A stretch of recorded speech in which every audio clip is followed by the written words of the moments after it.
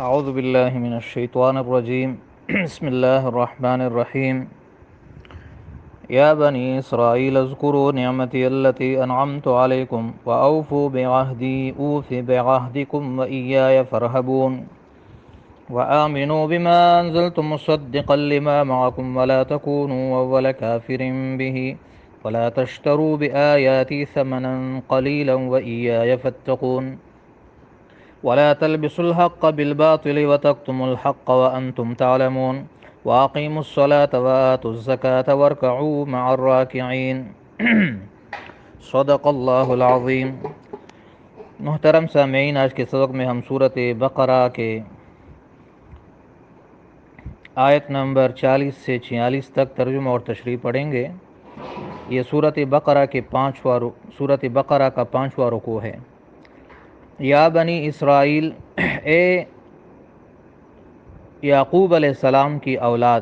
بنی اولاد کو کہتے ہیں، اسرائیل کا معنی ہے اللہ کا بندہ، اور یہ یعقوب علیہ السلام کا لقب ہے۔ نام یعقوب تھا اور لقب اسرائیل تھا، اور اسرائیل کا معنی اللہ کا بندہ۔ یا بنی اسرائیل کا ترجمہ ہم کریں گے اے اولاد یعقوب علیہ السلام، اے یعقوب علیہ السلام کے بیٹو۔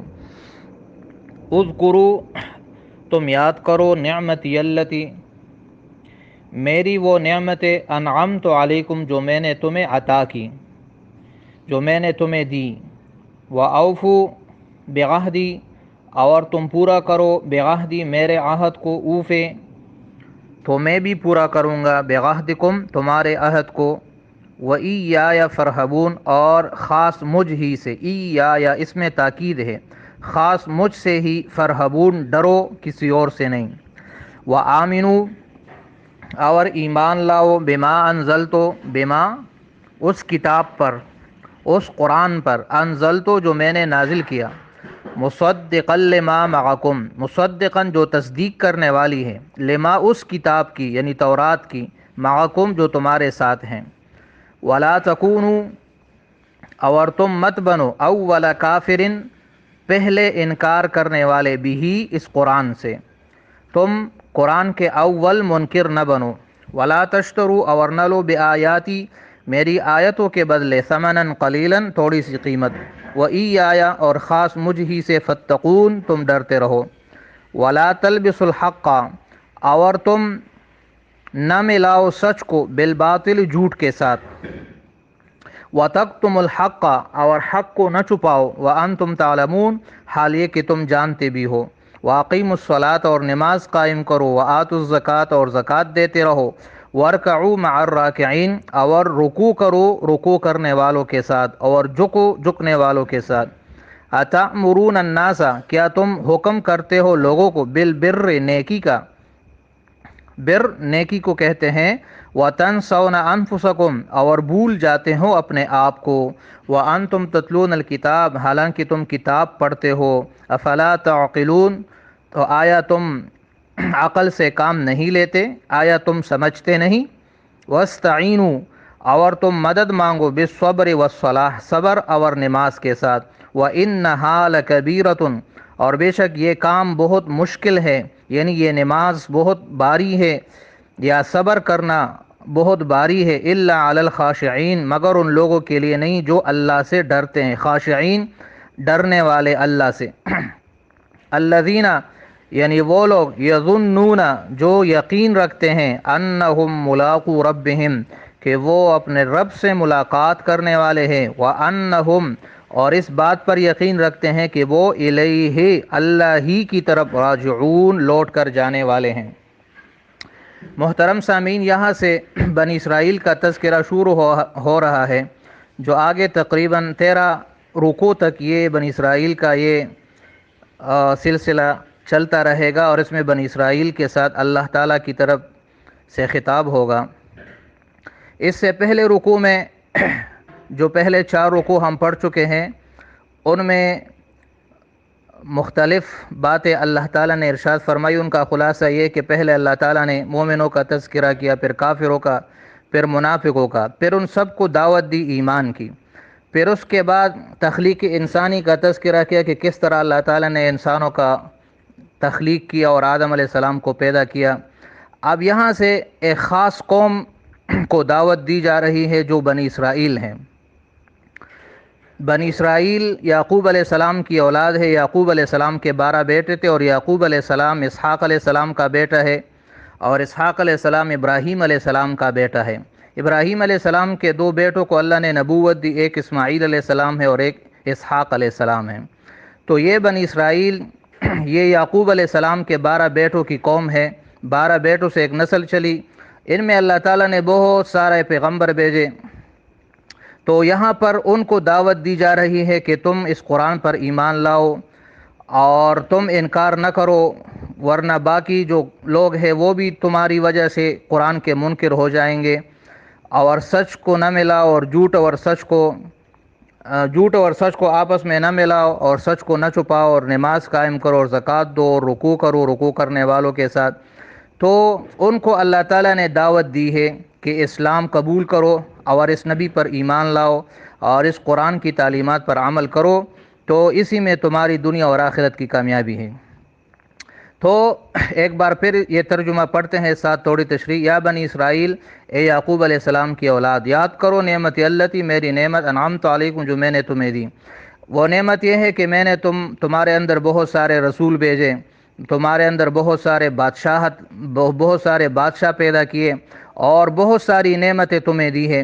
میرے وَأَوْفُوا بِعَہْدِی، اور میرے عہد کو پورا کرو، اوف بعہدکم، تو میں تمہارے عہد کو پورا کروں گا۔ مطلب یہ کہ تم اس قرآن اور اس نبی پر ایمان لاؤ جو تورات میں نے تم سے وعدہ لیا ہے، تو میں تمہارے گناہ بخش دوں گا اور تمہیں جنت میں داخل کر دوں گا، اور مجھ سے ڈرتے رہو۔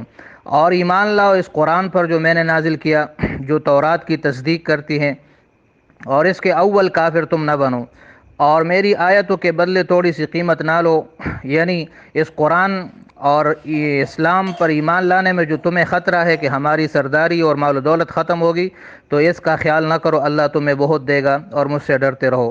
وَلَا تَلْبِسُوا الْحَقَّ بِالْبَاطِلِ، سچ اور جھوٹ کو نہ ملاؤ اور سچ کو نہ چھپاؤ۔ مطلب یہ کہ تمہارے کتابوں کے اندر جو آخری نبی کی پیشن گوئی ہے، اور وہ لوگوں سے نہ چھپاؤ بلکہ لوگوں کو بتاؤ، اور تمہارے کتاب کے اندر اس نبی کی جو نشانیاں ہے جو اس میں موجود ہے وہ سب لوگوں پہ واضح کرو، چھپاؤ نہیں۔ اور نماز قائم کرو اور زکوٰۃ دیتے رہو، جس سے تمہارے اندر جو حب مال اور حب جاہ ہے یہ ختم ہو جائے گی۔ اور رکوع کرو، رکوع کرنے والوں کے ساتھ، یعنی نماز با جماعت ادا کرو جیسے کہ اس امت کے لوگ کرتے ہیں۔